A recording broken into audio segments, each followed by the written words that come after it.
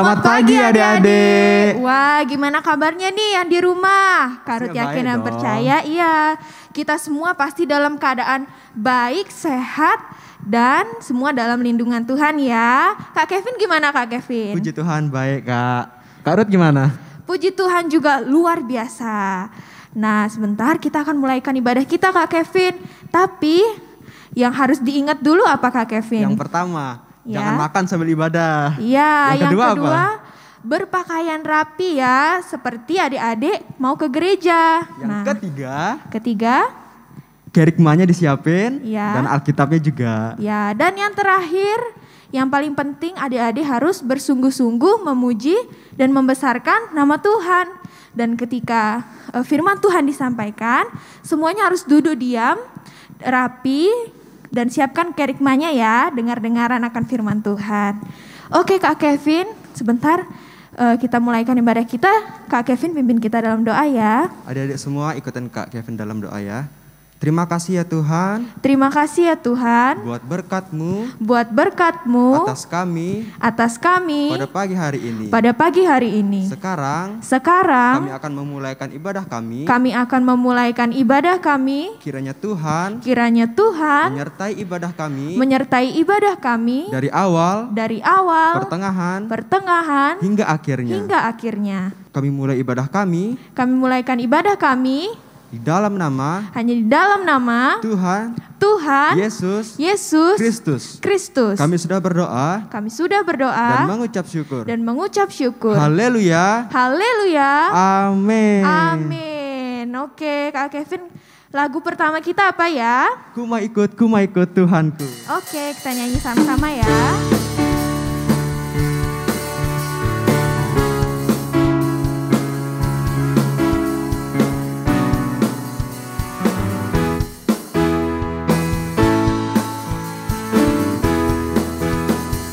Ku mau ikut Tuhanku.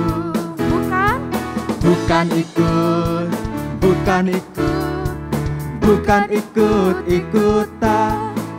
Bukan karena papa, bukan karena mama, bukan juga karena adik dan kakak. Bukan karena terpaksa, bukan karena ria, tapi karena cinta Tuhan. Cinta. Cinta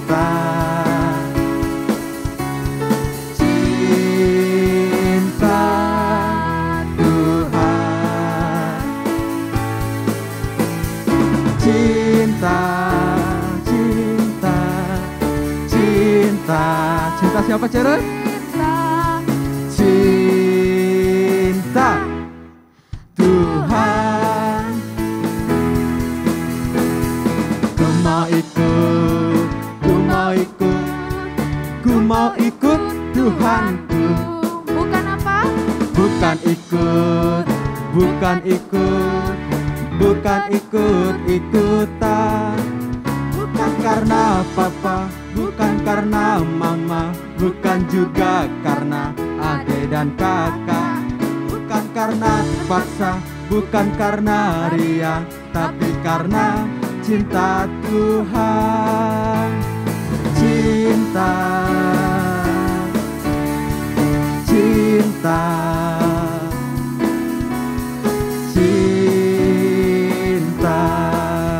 Tuhan.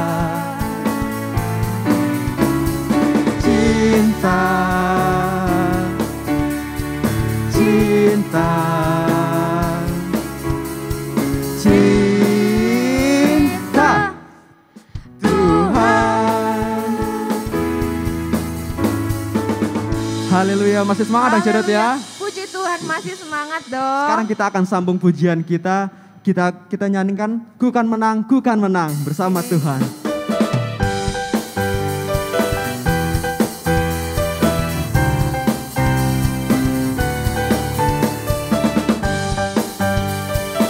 Adik-adik di rumah sambil bangkit berdiri ya. Berdiri Teguh jangan goyah, dia dalam pekerjaannya.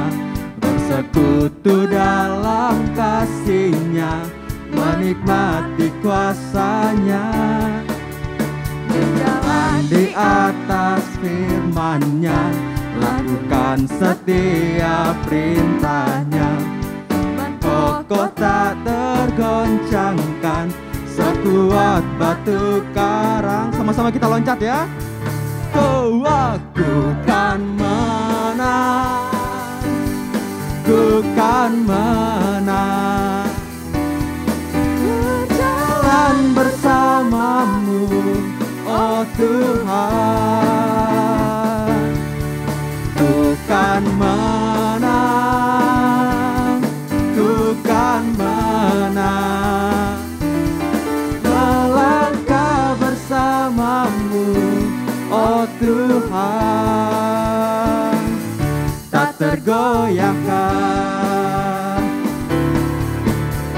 Berdiri teguh, jangan goyah, lihat dalam pekerjaannya, bersekutu dalam kasih-Nya, menikmati kuasa-Nya, berjalan di atas firman-Nya, lakukan setiap perintah-Nya, iman kokoh tak tergoncangkan, sekuat batu karang.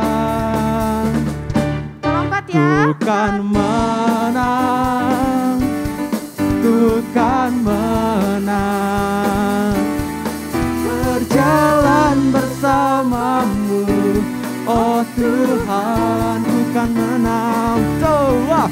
Ku kan menang, ku kan menang, melangkah bersamamu, oh Tuhan.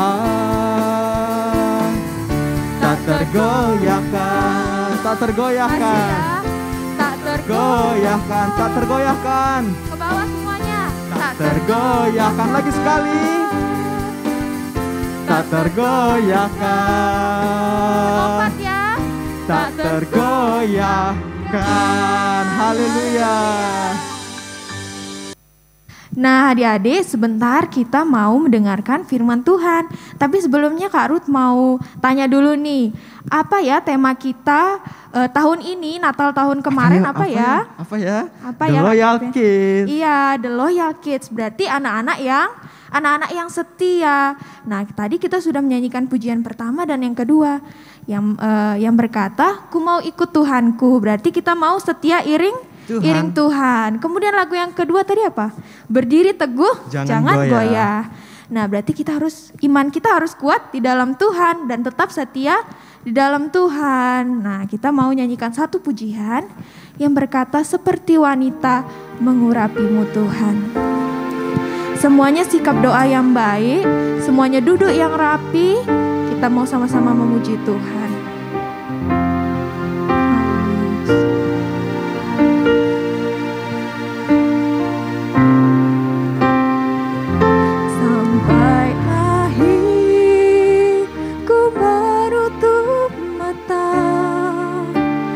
Tetap setia menanti janji-Mu sampai ku dapatkan mahkota kehidupanku. Ku tetap setia untuk melayani-Mu. Kita nyanyikan pujian ini dari awal ya. Seperti wanita mengurapimu, menangis di bawah kaki-Mu. Demikian hidupku mau mengasihi-Mu. Yesus, Engkau baik bagiku. Sampai akhir ku menutup mata, ku tetap setia menanti menanti janjimu sampai ku dapatkan mahkota kehidupanku. Ku tetap setia untuk melayanimu.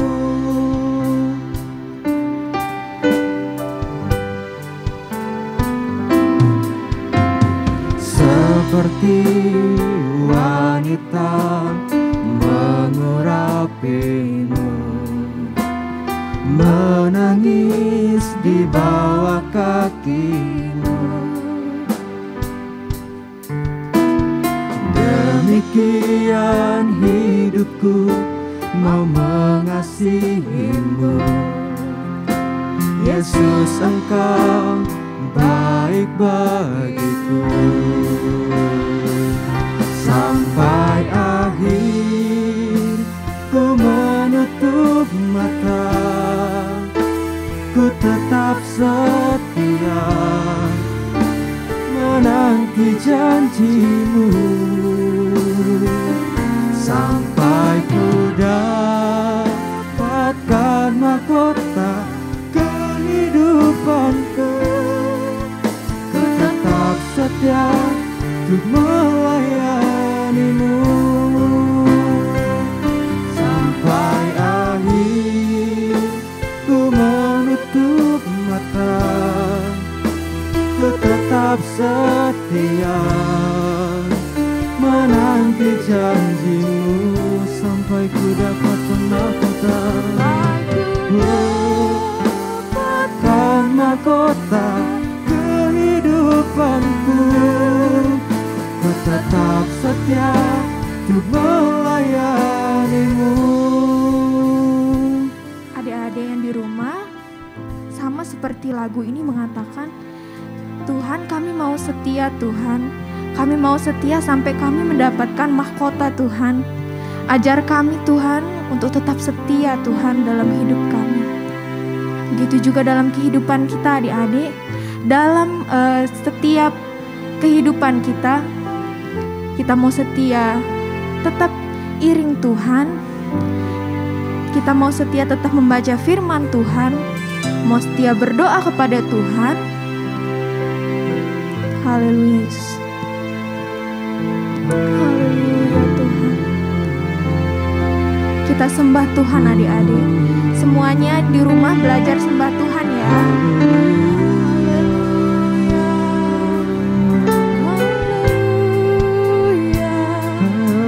Kami mau setia Tuhan.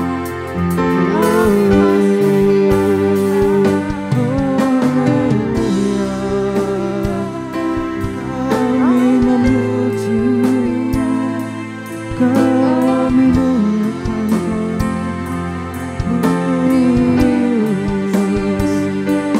Haleluya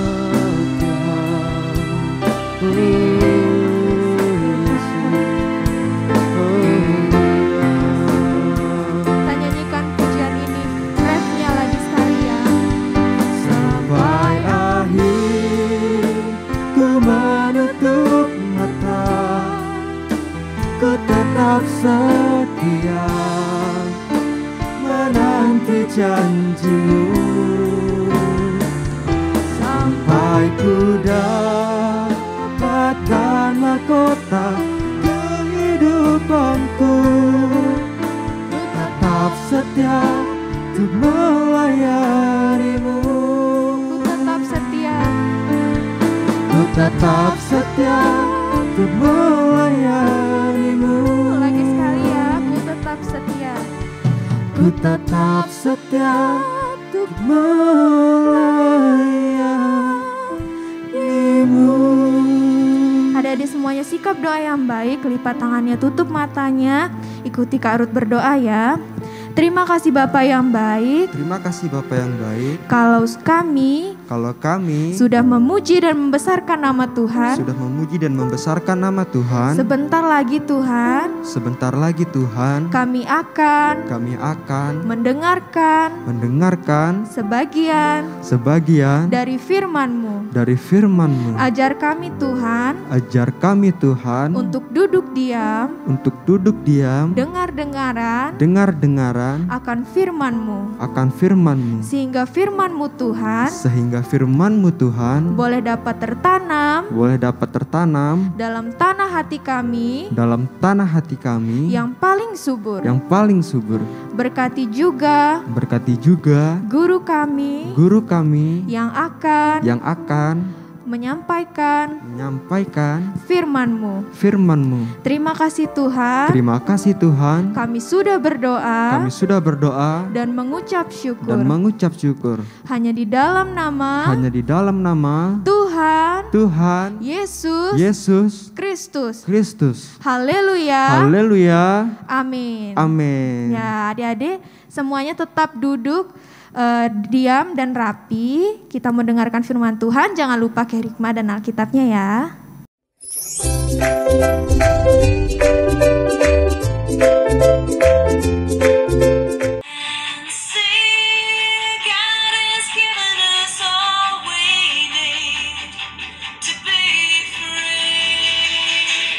It's about you, it's about me, it's about the truth that sets us free.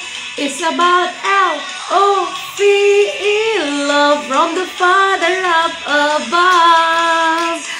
Haleluya. Adik-adik masih ingat dengan pujian ini? It's about you, bukan you, but it's about love. Ya, haleluya. Selamat pagi adik-adik. Apa kabarnya pagi hari ini? Kak Nita percaya semuanya bersuka cita, karena pagi hari ini kita dapat bersama-sama kembali bersekutu di dalam Tuhan. Dan pagi hari ini kita akan membahas tema seperti pujian yang baru kita nyanyikan. It's about love. Ya, adik-adik. Adik-adik mungkin selama bulan Februari ini adik-adik sudah membaca kerikma setiap hari, dan adik-adik akan menemukan bahwa satu tema yang diusung selama ini adalah tentang kasih, tentang L-O-V-E. Dan pagi hari ini Kak Anita juga akan membahas tema yang sama. Kalau adik-adik buka dalam kerikma hari ini, adik-adik hari yang ke-21, adik-adik akan menemukan judulnya adalah tentang bahasa kasih. Mungkin ada di antara adik-adik yang berpikir, bahasa kasih itu seperti apa ya Kak Nita ya? Nah, itu yang akan kita pelajari pagi hari ini adik-adik ya. Ada 5 bahasa kasih yang akan kita berusaha untuk mengerti apa saja sih itu. Adik-adik sudah siapkan Alkitabnya? Sudah siapkan alat tulisnya? Kita akan pelajari bersama-sama pagi hari ini adik-adik ya. Adik-adik, bahasa kasih setiap orang itu berbeda-beda adik-adik ya. Sama seperti setiap kita memiliki kulit yang warna kulit yang mungkin tidak sama. Ada yang warna kulitnya putih, ada yang warna kulitnya sawo matang, ya adik-adik. Ada yang katanya kuning langsat, ya ada yang hitam, ya. Tapi semuanya itu memberikan keanekaragaman, berbeda-beda ya adik-adik. Ada juga yang rambutnya mungkin kayak Kak Nita kan rambutnya lurus nih. Ya, rambutnya lurus. Ada di antara adik-adik mungkin yang rambutnya ikal, ya macam-macam. Ada yang rambutnya kalau yang cowok kadang-kadang ada yang berdiri itu ya, kadang ada yang rambutnya udah lemes gitu, jatuh ke bawah gitu, macam-macam, berbeda-beda. Begitu juga dengan bahasa kasih setiap orang tuh berbeda-beda adik-adik ya. Dan kita akan mempelajari perbedaan itu. Yang pertama, kalau adik-adik mau tulis di agendanya, yang pertama bahasa kasih yang pertama adalah kata-kata. Sebelumnya Kak Nita pengen tanya sih, kalau dari yang ada dalam 1 Korintus 13 mungkin adik-adik sudah tahu bahwa kasih itu dibilang apa? Kasih itu sabar.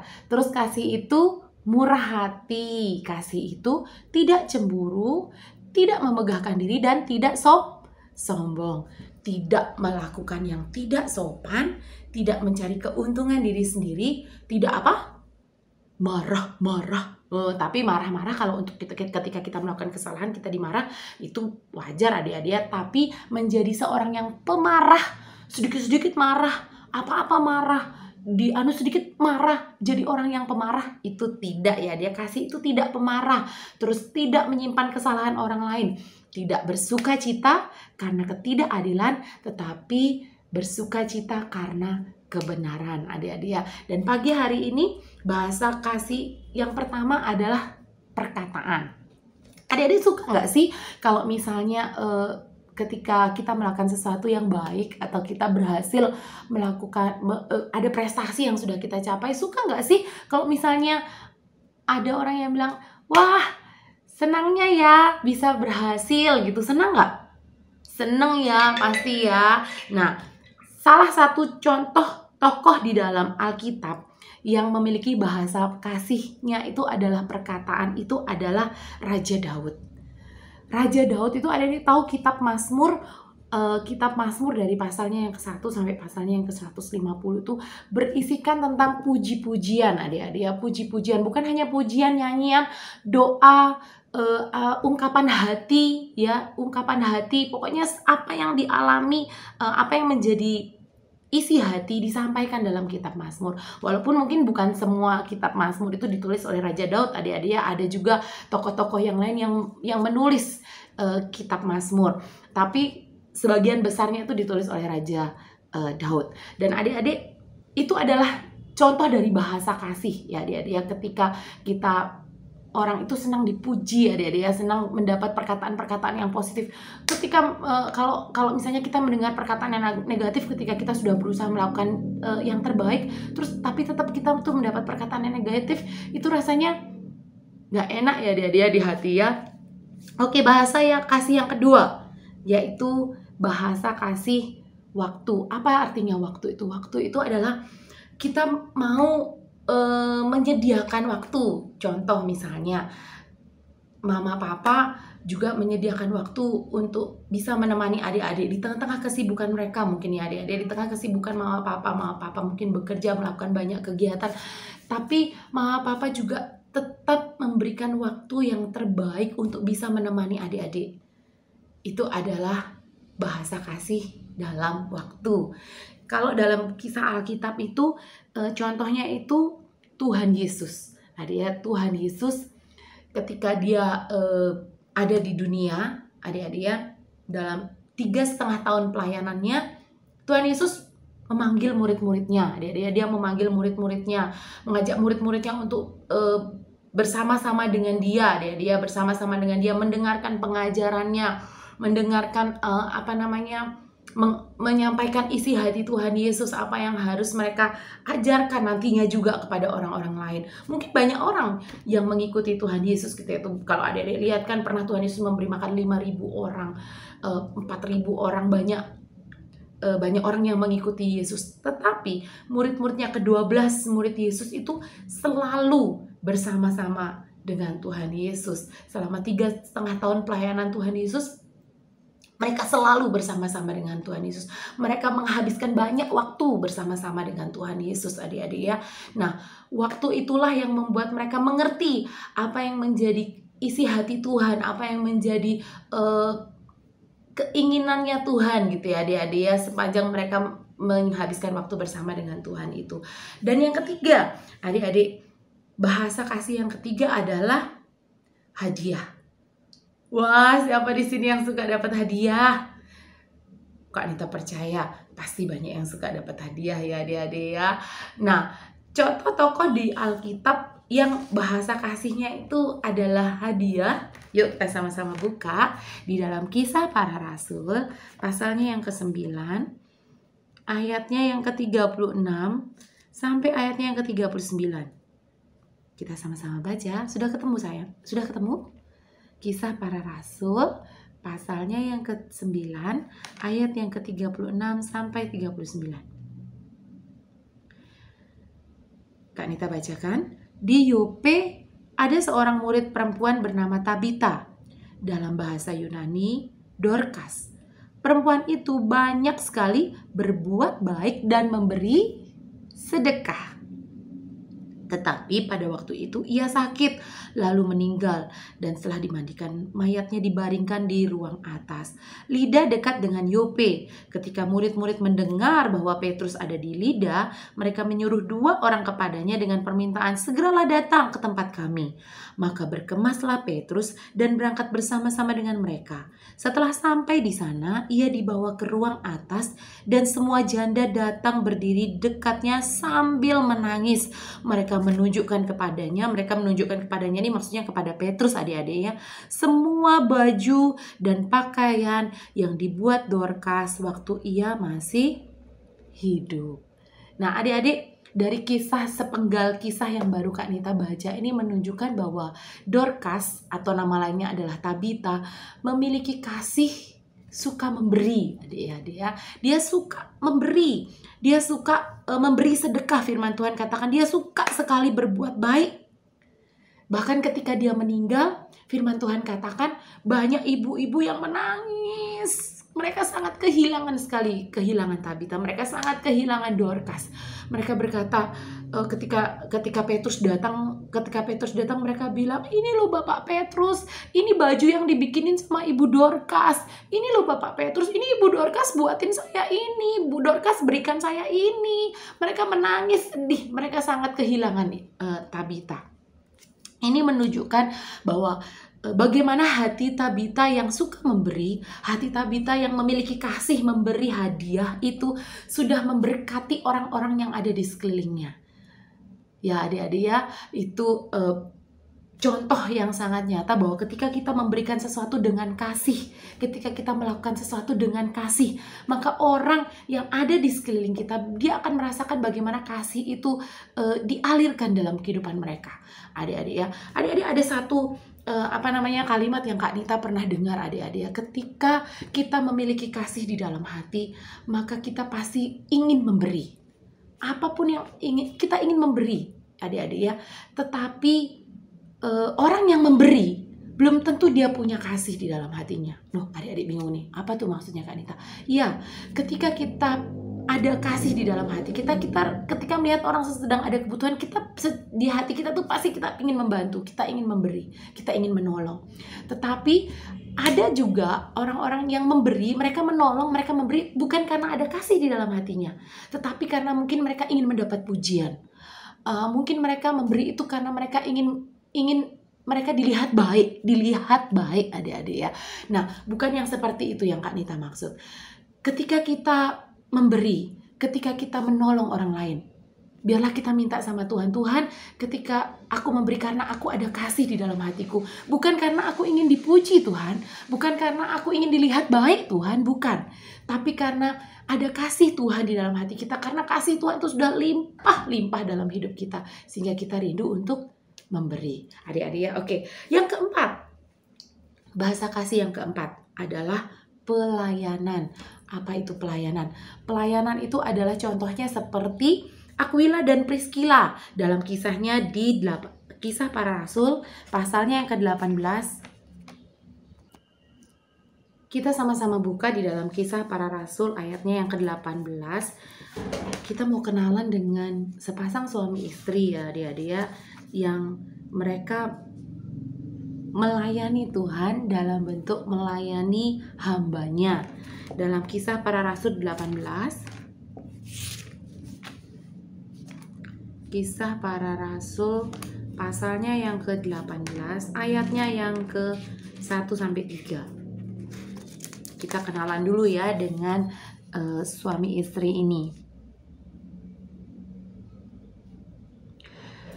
Kisah Para Rasul 18 ayat 1 sampai yang ke-3. Kemudian Paulus meninggalkan Athena lalu pergi ke Korintus. Di Korintus ia berjumpa dengan seorang Yahudi bernama Aquila yang berasal dari Pontus. Ia baru datang dari Italia dengan Priscilla istrinya, karena Kaisar Claudius telah memerintahkan supaya semua orang Yahudi meninggalkan Roma. Paulus singgah ke rumah mereka, dan karena mereka melakukan pekerjaan yang sama, ia tinggal bersama-sama dengan mereka. Mereka bekerja bersama-sama karena mereka sama-sama tukang kemah. Ya, adik-adik, Paulus seperti yang kita ketahui sebagai seorang rasul Tuhan, ya, sebagai seorang hamba Tuhan, dia memiliki pekerjaan, yaitu sebagai seorang pembuat kemah. Dan dikisahkan di dalam Kisah Para Rasul ini, Aquila dan Priscilla juga memiliki pekerjaan yang sama, yaitu sebagai pembuat tenda, adik-adik, ya, membuat kemah.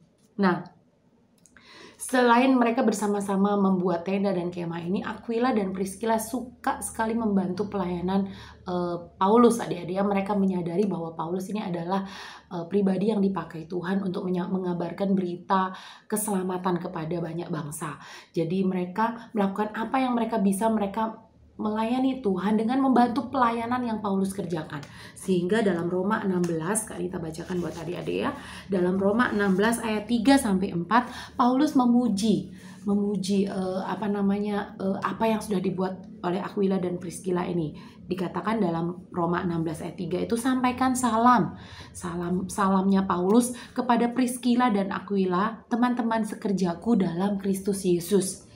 Mereka telah mempertaruhkan nyawanya untuk hidupku. Kepada mereka bukan aku saja yang berterima kasih, tetapi juga semua jemaat bukan Yahudi. Di ayat ini mungkin tidak detail, ya, dia tidak dijelaskan secara rinci apa yang sudah dilakukan oleh Aquila dan Priscilla dalam pelayanan mereka untuk mendukung pelayanan Paulus. Tapi dalam ayat ini jelas terlihat bahwa Paulus berterima kasih kepada Aquila dan Priscilla atas pelayanan yang mereka lakukan. Bahkan dikatakan bahwa Aquila, ayat yang keempat dalam Roma 16 itu, Aquila dan Priscilla telah mempertaruhkan nyawa mereka untuk hidup Paulus. Adik-adik, ya, bagaimana bahwa ketika ada kasih di dalam hati, maka salah satu bahasa kasih yang terlihat adalah pelayanan. Aquila dan Priscilla melayani dengan segenap kehidupan mereka melayani Tuhan, dan itu terlihat oleh orang-orang di sekitarnya, terutama terlihat oleh Paulus, sampai Paulus memuji mereka. Dan itu bahasa kasih yang keempat, yaitu pelayanan. Sekarang bahasa kasih yang kelima, apa itu? Yang kelima adalah sentuhan. Wah, adik-adik siapa di sini yang suka dipeluk? Atau ada di sini suka dicium? Ya, adik-adik, itu adalah salah satu bentuk bahasa kasih, adik-adik, ya. Tapi tidak sembarang orang boleh dicium, tidak sembarang orang boleh dipeluk, adik-adikku, ya. Nah, seperti papa dan mama seringkali menunjukkan kasih mereka, salah satunya dengan kalau misalnya adik-adik melakukan hal yang baik, mungkin mereka menepuk kepala adik-adik, atau misalnya mereka memeluk adik-adik. Papa dan mama menunjukkan kasih mereka, bahasa kasih mereka lewat sentuhan. Nah, adik-adik, itu adalah 5 bahasa kasih yang setiap orang itu berbeda-beda. Nah, maksudnya berbeda-beda itu mungkin ada di antara adik-adik yang gak suka itu dipeluk, gak suka dicium. Aku gak suka, Kak Nita, aku gak suka kalau misalnya dipeluk, aku gak suka kalau dicium. Tapi adik-adik sangat suka kalau misalnya adik-adik ditemani bermain, adik-adik ditemani bercakap-cakap, adik-adik ditemani mengerjakan sesuatu, misalnya buat Lego atau buat naik sepeda bersama-sama. Nah, itu artinya bahasa kasih adik-adik adalah waktu. Adik-adik suka ditemani. Atau mungkin nggak apa-apa wes, aku nggak ditemani, yang penting aku nanti kalau misalnya Nanu dikasih hadiah, ya. Wah, ternyata bahasa kasihnya adalah hadiah. Suka diberi sesuatu, ya. Atau misalnya adik-adik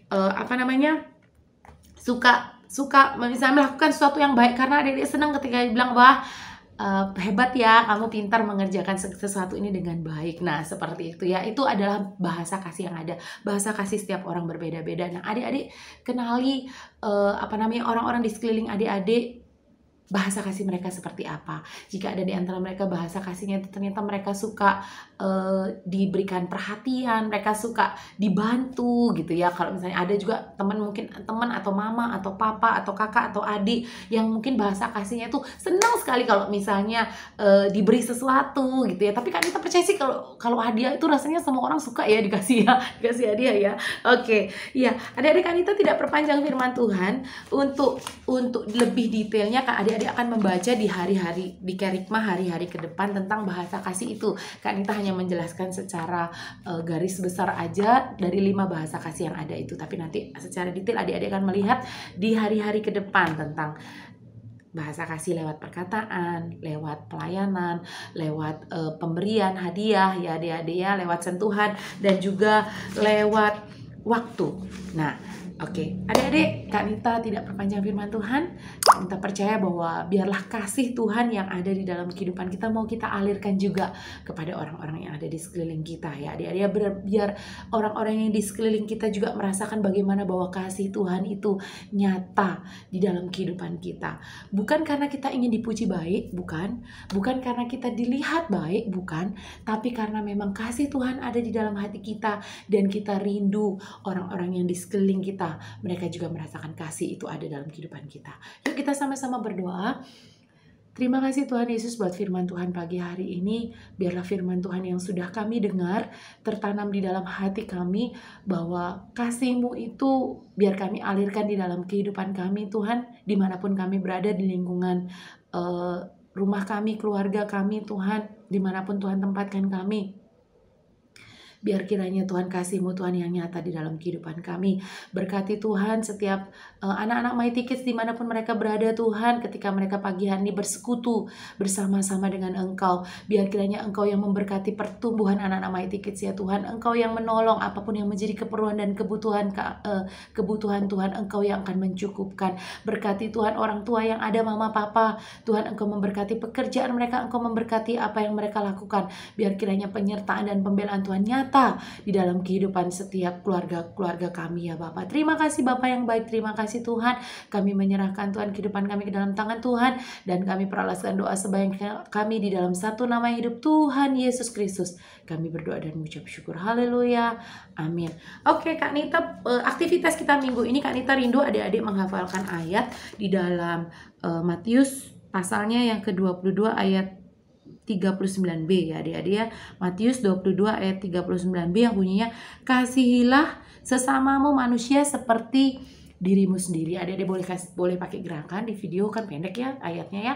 Kasihilah sesamamu manusia seperti dirimu sendiri. Nah, itu untuk Markus, Lukas, Yohanes. Dan untuk anak-anak Tunas, Matius dan Matius, kalian boleh mengekspresikan cinta, LOVE, love. Apapun ekspresi kalian boleh berikan, misalnya kalian seperti ini atau begini, terserah ya. Pokoknya Kak Nita pengen lihat kreasi yang terkeren, yang terbagus, maka akan ada sesuatu yang Kak Nita siapkan buat adik-adik semua. Tunas, Matius ekspresi, dan Markus, Lukas, Yohanes hafalkan ayatnya. Oke, selamat pagi adik-adik. Tuhan Yesus memberkati, dan kita akan bertemu dalam Mighty Kids minggu depan. Bye-bye. God bless you.